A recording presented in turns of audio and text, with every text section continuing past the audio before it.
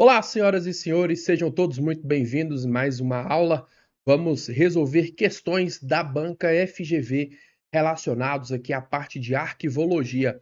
Então, preste muita atenção aqui nas explicações. A resolução de questão é fundamental para que você possa ter a sua aprovação no concurso. Então, vamos juntos, acompanhem comigo aqui material na tela, beleza?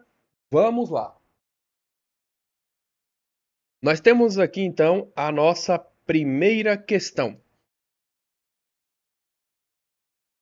Considere que um arquivista da Defensoria Pública esteja coordenando a implantação de um novo sistema de arquivamento no órgão. Após estudos e discussões com a equipe, ele opta por adotar um método que utiliza cores. Método que utiliza cores. Opa.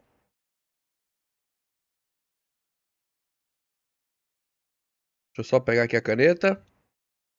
Aqui, pronto. Um método que utiliza cores para identificar letra do alfabeto, facilitando a localização e a organização dos documentos. Questão que, apesar do tamanho, ela é relativamente simples, tá? Qual é o método que utiliza cores, aqui no caso, para identificar as letras do alfabeto? Pessoal, nós temos aqui então as opções Variadex, automático, duplex, alfabético e numérico simples, né? No caso aqui, pessoal, quem vai utilizar as cores será o método Variadex, certo? Método Variadex, que é considerado um método ali do tipo padronizado, tá? O método Variadex é uma variação do método alfabético. Ele utiliza guias ou etiquetas coloridas para representar as letras ou os grupos de letras do alfabeto. Então, o uso da cor como elemento de identificação visual é um diferencial ali, ajuda, né, na localização do documento, né? Então, aqui no caso, gabarito da nossa primeira questão, alternativa letra A, ok? No caso aqui, o método automático é um sistema alfanumérico, onde a classificação ela vai ser feita por assunto, né, ou nome, usando letras e números. O duplex, né, é um método numérico classificado como um método indireto. Ele vai utilizar grupos de números separados por hífen para representar classes e subclasses de assuntos. O alfabético é classificado como um método direto, certo? Porque o acesso e a busca da informação são feitos diretamente pelo nome do responsável, pelo nome comercial ou pelo assunto, sem a necessidade de um índice intermediário. O método numérico é um método simples. Ou, desculpa, o método numérico simples, né, é um método indireto, tá? Indireto porque precisa de um índice auxiliar, no qual ali esse índice, né, ele é utilizado ali para descobrir o número, né, o número ali que foi utilizado no documento, né, no documento que foi arquivado. Então, gabarito aqui da nossa questão, alternativa letra A. Questão de número 2. Com relação à classificação documental, avalie se são exemplos de gênero documental. Textual, original, relatório. Qual é a opção aqui correta, né? São exemplos de gênero documental, né? Para você responder essa questão, é importante você diferenciar as categorias de classificação dos documentos, né? Nós temos aí o gênero, né? O que seria o gênero? É a forma como o documento se representa, né? Como ele se apresenta fisicamente e e a sua natureza física, tá? É a maneira pela qual a informação ela vai ser registrada, tá? Então, nós temos exemplos: textual, cartográfico, iconográficos, filmográficos. A espécie, ela se refere à configuração que assume, né? No caso, por exemplo, um ato administrativo, né? Indicando um tipo de registro formal, certo? Então, uma espécie de documento, uma lei, um decreto, uma portaria, um relatório. O formato tem a ver com a característica técnica, né, do suporte físico do documento, certo? Pode ser um livro, pode ser uma pasta, pode ser uma fita. E a forma é a apresentação em relação ao processamento ou autenticidade, né? Então, pode ser um original, uma cópia, um rascunho ou uma minuta, beleza? E a questão está pedindo um gênero documental. No caso, nós temos aqui apenas uma opção correta, que é a textual. Se refere a um gênero, ok? Então, gabarito aqui da questão, alternativa letra A. Questão de número 3. No processo de gestão documental, a teoria das três idades é um dos principais métodos usados para classificar os documentos ao longo do tempo, determinando como eles devem ser armazenados, acessados e preservados conforme a sua importância e utilidade. De acordo com essa teoria, os documentos são classificados como públicos, restritos e secretos, temporários, duradouros e permanentes, administrativos, técnicos, legais, corrente, intermediário, permanente, oficiais, informais e descartáveis. Questão de número 3, ao meu ver, também é uma questão bem simples, né? Quando a gente fala na teoria das três idades, né, nós temos a primeira, segunda, terceira idade, que no caso é corrente, intermediário e permanente. Beleza? Aproveitando a questão para relembrar, corrente e intermediário possuem valor primário, permanente, valor secundário, ok? Questão de número 4. Das mensagens de correio eletrônico podem constar diversos conteúdos.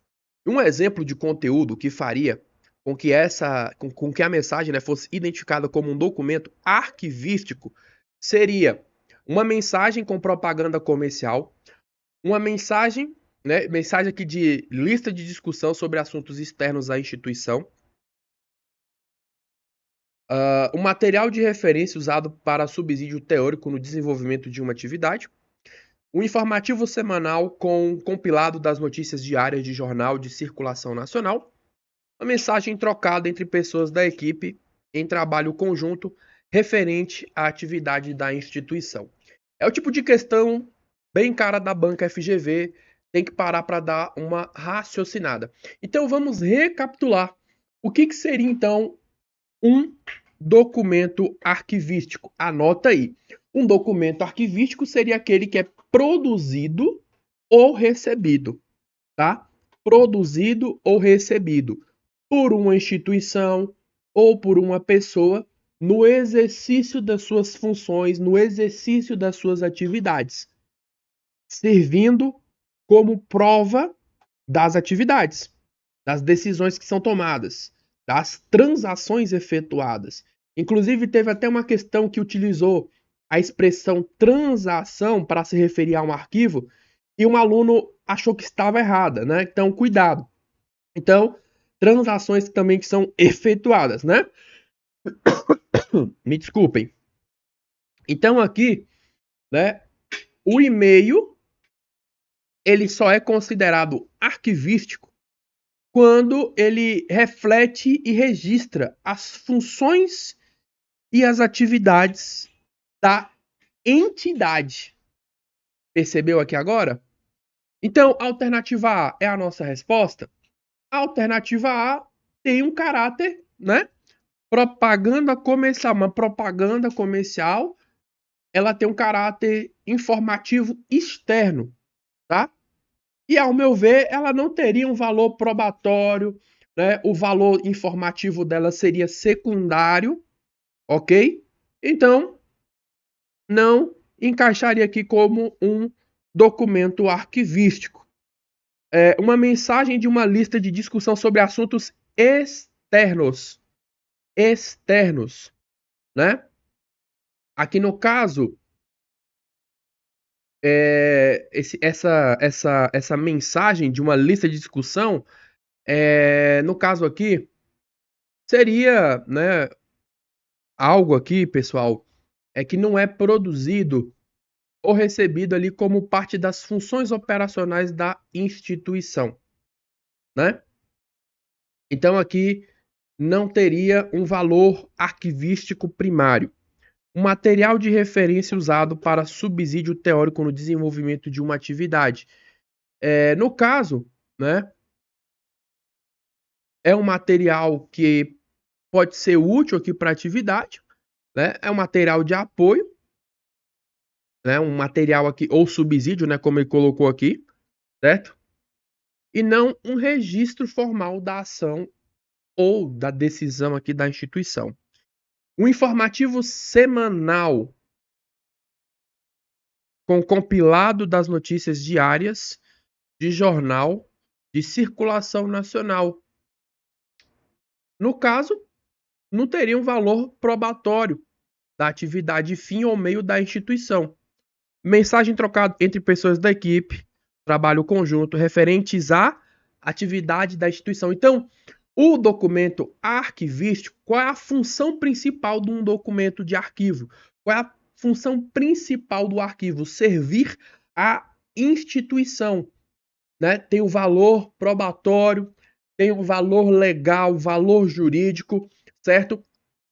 Então, a única alternativa que aponta, né, que aponta aqui algo que tem a ver com a função, né, da instituição é a alternativa letra I. Beleza? Então, gabarito alternativa I. Vamos para a questão agora de número 5. Diz o seguinte: para ter a segurança de que não houve intervenções ou tentativas de intervenções num documento arquivístico digital ou no SIGAD, é necessário que possa ser feito o rastreamento dessas intervenções ou tentativas. E isso é feito por meio de um conjunto de informações registradas, que são capturas, emulações, trilhas de auditoria, restrições de acesso, cópias de segurança. O rastreamento de intervenção, né? Eles são utilizados ali para garantir a integridade, a autenticidade dos documentos digitais. As capturas são processo de aquisição de dados ou imagens, não o registro de intervenções no sistema. Emulação. Emulação é algo que permite rodar um software, né, antigo em uma plataforma mais moderna, garantindo a visualização do documento original. Por exemplo, um emulador, né? Eu utilizo emuladores, pegando aqui, fazendo uma comparação, eu quero emular um videogame antigo, né? Então eu utilizo um emulador para emular no meu computador, certo? Consoles como Nintendo, PlayStation 2 e por aí vai, né? Trazendo aqui essa comparação, né? As trilhas de auditoria são registros aqui automatizados, né, e cronológicos que documentam quem acessou, quem modificou, né, quem tentou intervir em um documento arquivístico. Então, nosso gabarito, alternativa letra C. Restrição de acesso são medidas de segurança, não é um registro das intervenções ocorridas, e cópias de segurança são medidas de preservação e recuperação de dados. Tá? Então, gabarito, alternativa C. Na definição dos fundos, existem casos que possuem documentação em pequena quantidade ou muito falhada. E nesses casos, a subdivisão do fundo em grupos ou seções é básica, errada, norteadora, dispensável, fundamental. Ok? Fundo arquivístico é o que? Anota aí também, mais uma vez, o que é o fundo arquivístico. O fundo arquivístico é conjunto de documentos produzidos ou recebidos por uma entidade produtora. A subdivisão do fundo em grupos, seções ou séries tem como objetivo refletir a estrutura e as funções da entidade criadora. Beleza? Então, definição do fundo. Subdivisão do fundo em grupos ou seções. É básica? Não. É errada? Não. Norteadora? Também não. Dispensável? Alternativa letra C. Ok? A organização arquivística ela deve seguir o princípio de racionalidade e economia. Então, quando a documentação ela é em pequena quantidade, né, ou está muito falhada, né, incompleta, pequena quantidade ou muito falhada, né? Muito falhada que estaria ali fragmentada ou estaria incompleta, tá? Uma subdivisão hierárquica detalhada em grupos ou em seções acabaria tornando ali excessiva e ineficiente, né? Então, nessa situação, o arquivista ele pode dispensar essas subdivisões complexas e organizar o material diretamente em séries ou subséries. Então, seria algo dispensável, tá bom? Quando um fundo de um órgão muda de nome, mas continua com as mesmas atribuições, ele é encerrado e começa outro, continua com o nome antigo, é recolhido para o arquivo permanente, é recolhido ao arquivo intermediário, continua o mesmo, apenas trocando de nome. Vamos lá. Nessa situação, eu já falei para você o que é um fundo, né, arquivístico. E nessa situação aqui apresentada, o que acontece? Ele encerra e começa outro. O fundo, pessoal, anota aí, ele só é encerrado quando a entidade produtora ela é extinta. Aqui houve uma mudança de nome, ela não foi extinta, tá? Então, o fundo só é encerrado quando a entidade produtora é extinta ou quando as suas atribuições são fundamentalmente alteradas ou transferidas, tá? Então, a letra A não é a nossa resposta. B, continua com o nome antigo. No caso, né,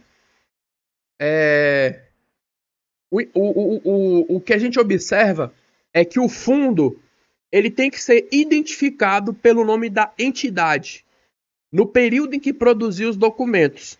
Se muda o nome, os documentos produzidos após a mudança devem ser registrados com o novo nome, mas o fundo permanece o mesmo. É recolhido ao arquivo permanente. O recolhimento só acontece quando os documentos perdem o seu valor administrativo primário e são destinados à guarda definitiva, né, à terceira idade. Então, a mudança de nome não afeta o ciclo vital.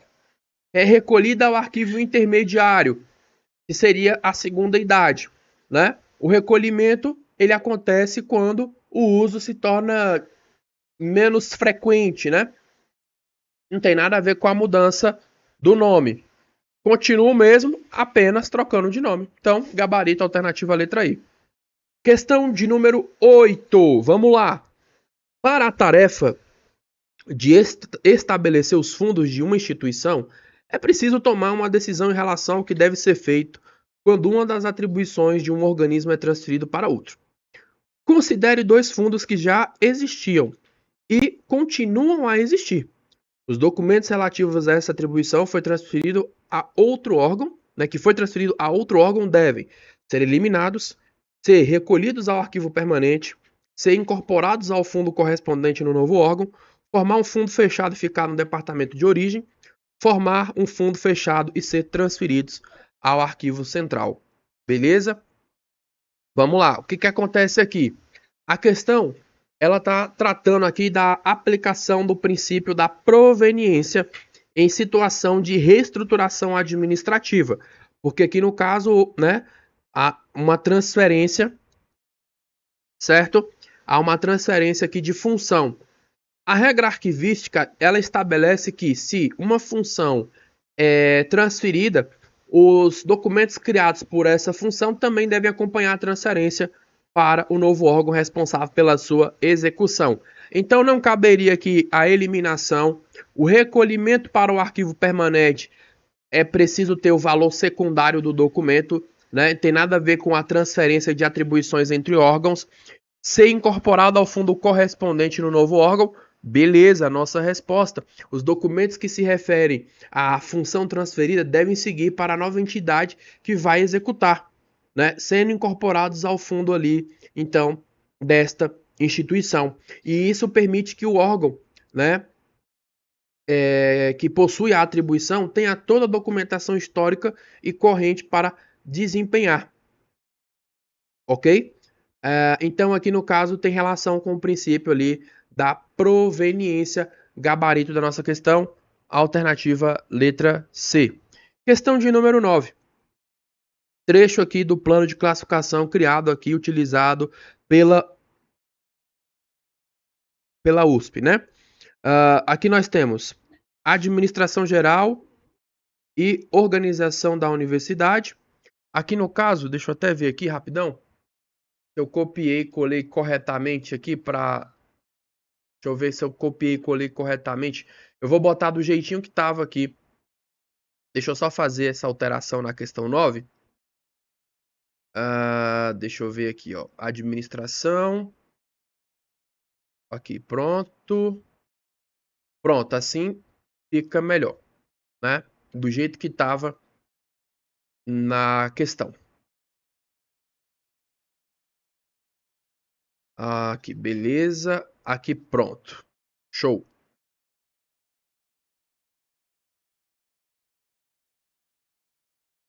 Deixa eu só mudar aqui.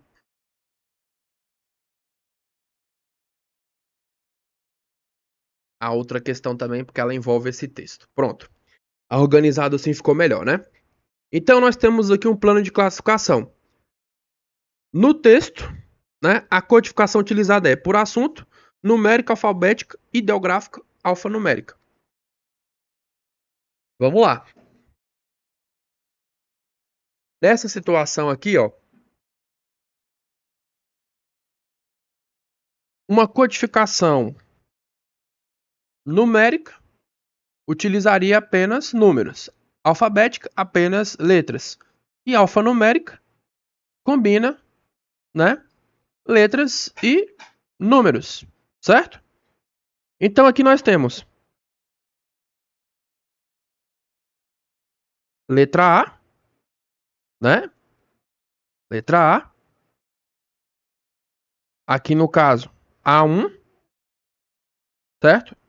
A1.01. Entenderam? Então, pessoal, aqui está utilizando letras e números. Beleza? Letras e números. Então, na nossa questão de número 10...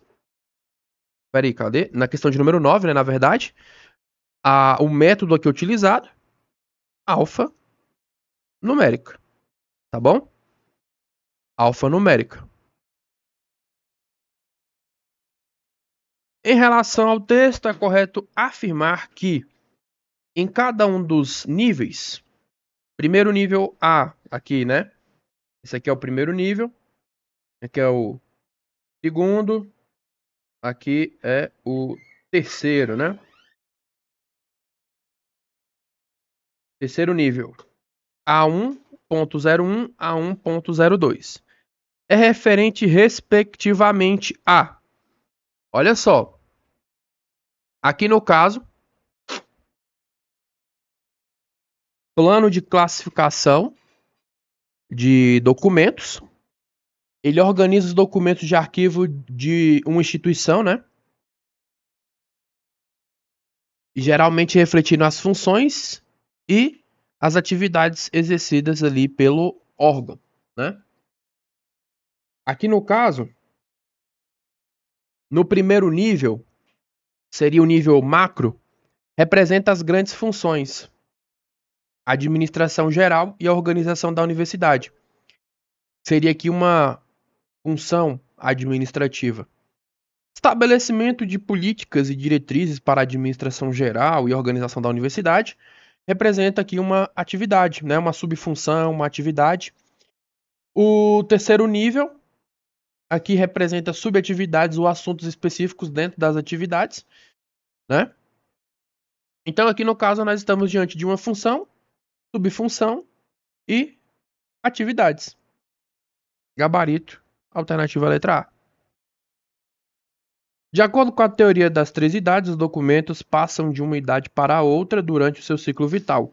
O critério que deve ser adotado para definir os estágios da evolução dos arquivos e sua passagem de uma idade para outra é data, valor, função, espécie ou atividade. Então, lembrando, vamos aproveitar aqui essa nossa questão para recapitular a teoria, né? Aqui no caso, a teoria das três idades. Né? Vamos aproveitar aqui essa questão para recapitular esses pontos.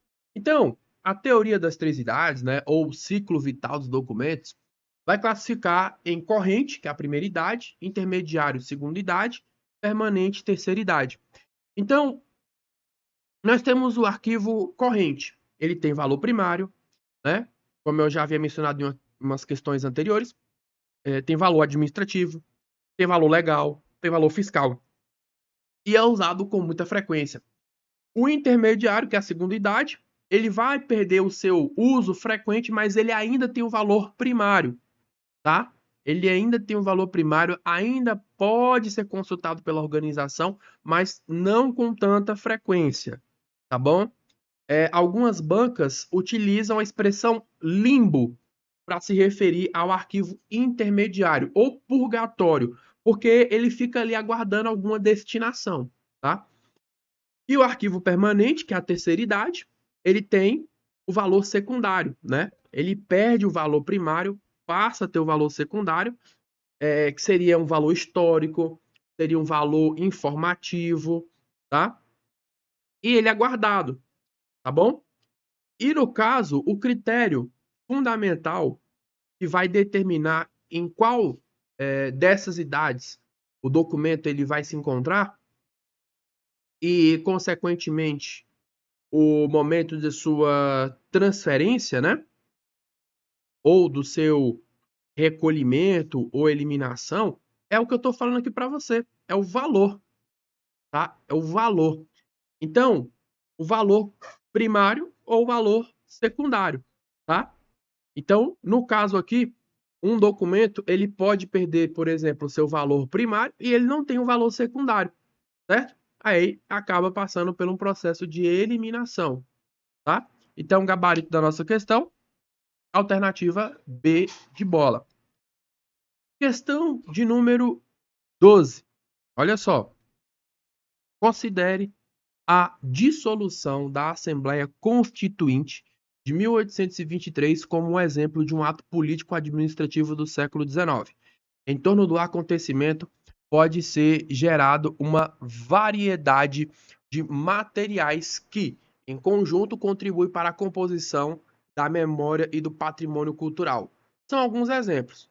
Os documentos parlamentares e decreto de Dom Pedro I, análises impressas em forma de livros ou artigo. Aqui, os exemplos, né, citados são considerados respectivamente documentos de museu ou arquivo, arquivo, museu, biblioteca, arquivo, arquivo, biblioteca, biblioteca, museu. Questãozinha, né, cabreira essa daqui, no meu ponto de vista, né? Difícil essa questão aqui, né, pessoal? Então, essa questão, ela vai, né, exigir do candidato a distinção de um arquivo, de uma biblioteca e de um museu, certo? Vamos parar para analisar. Documentos parlamentares e um decreto de Dom Pedro I.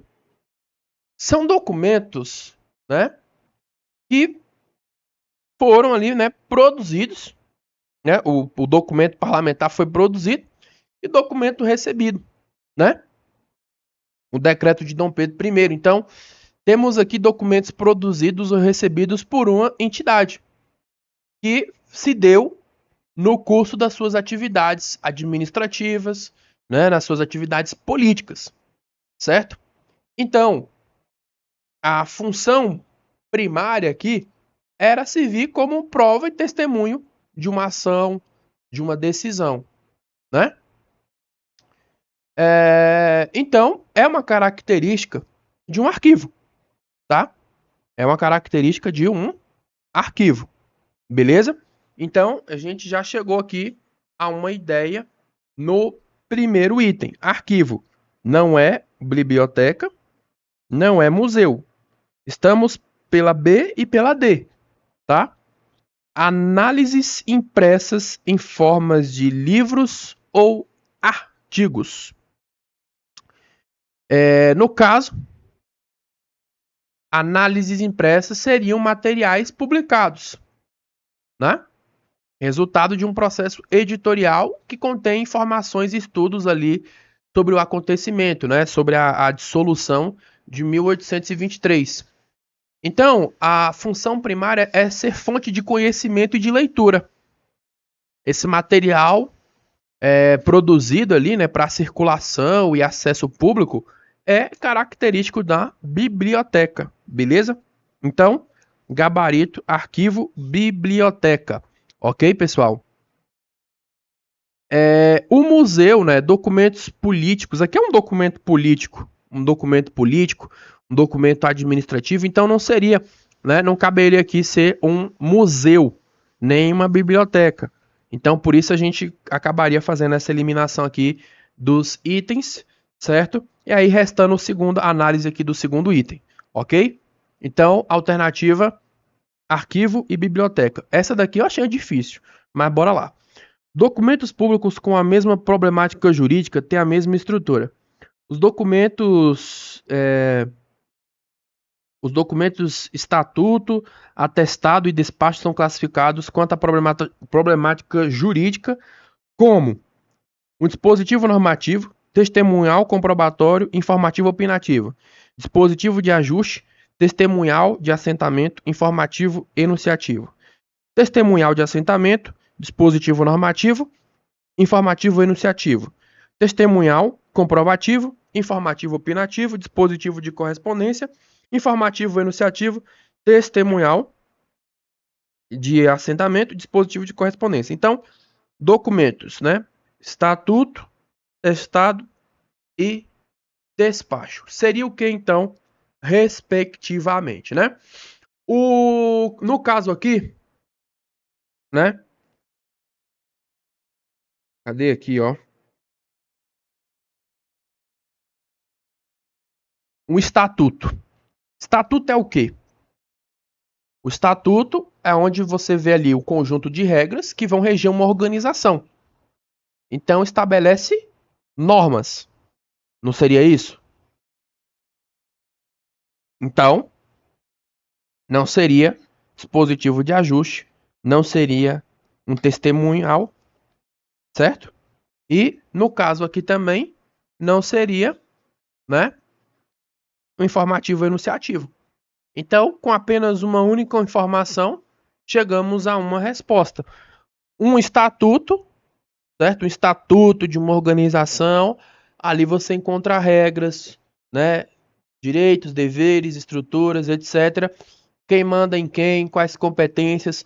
Então, um estatuto é um dispositivo normativo, tá? O dispositivo normativo ele estabelece regras, ordens, né? Então, gabarito, letra A, atestado, testemunhal comprobatório e um despacho informativo ou penativo, tá? O atestado é um documento que comprova, né, que testemunha um fato, ok? O despacho é uma decisão prestada pela autoridade competente e que pode ali ser opinativa ou enunciativa, tá? Então, gabarito, alternativa A. Um documento é produzido para um fim específico E, nesse caso, uma minuta de ata de reunião de diretoria.